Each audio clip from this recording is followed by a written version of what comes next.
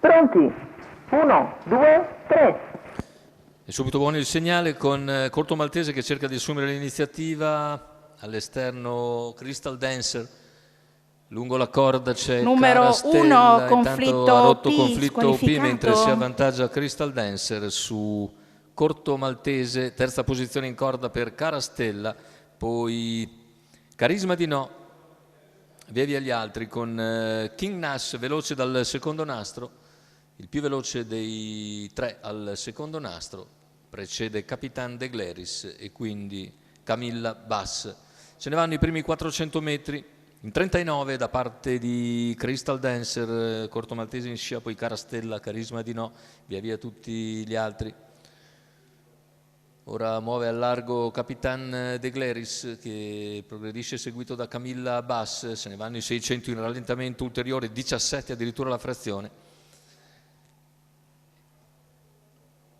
Cavalli ora sulla retta delle scuderie, condotti sempre da Crystal Dancer che ha in schiena Corto Maltese, poi Carastella all'esterno, Capitan De Gleris. Intanto gli 800 con un secondo quarto in 32,2 che portano a 1,3,1 il passaggio al mezzo miglio. E siamo ormai arrivati a metà gara con Crystal Dancer che conduce, sempre il treno interno condotto da Corto Maltese. Davanti a Carastella, quindi Carisma di No, all'esterno Capitan De Gleris gradualmente si porta a ridosso della battistrada quando siamo a un giro dalla conclusione e il ritmo è decisamente cambiato, 29,4 questo quarto di gara. All'esterno Capitan De Gleris si trascina Camilla Bass, poi anche Carisma di No spostato e in coda rimane King Nash, 600 al palo. Crystal Dancer in vantaggio, seconda posizione per Corto Maltese, all'esterno Capitan De Gleris cerca di dare ulteriore spinta alla propria azione, raggiunge ora il sediolo della battistrada, 400 dal palo, attacca con decisione Capitan De Gleris, cerca di rispondere Crystal Dancer. Capitan De Gleris viene cattivo su Crystal Dancer che prova la difesa, intanto terza ruota per Carisma di No che avanza in progressione al completamento della piegata, ingresso in dirittura d'arrivo, si presenta ancora la coppia formata da Crystal Dancer e Capitan De Gleris che si avvantaggia a 100 dalla conclusione.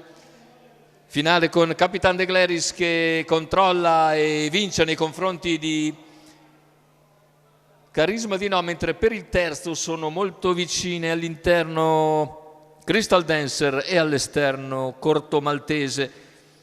1,15,4 il ragguaglio conclusivo con 29,2 a chiudere dopo un 28,8 di penultimo quarto. La vittoria per Capitan De Gleris ed Enrico Bellei, mentre il secondo è per Carisma di No e per il terzo dovrebbe essere riuscito Corto Maltese a stampare Crystal Dancer. Ci sarà forse bisogno di ricorrere alla fotografia, la vittoria comunque per Capitan De Gleris ed Enrico Bellei che raddoppiano così il successo ottenuto in apertura.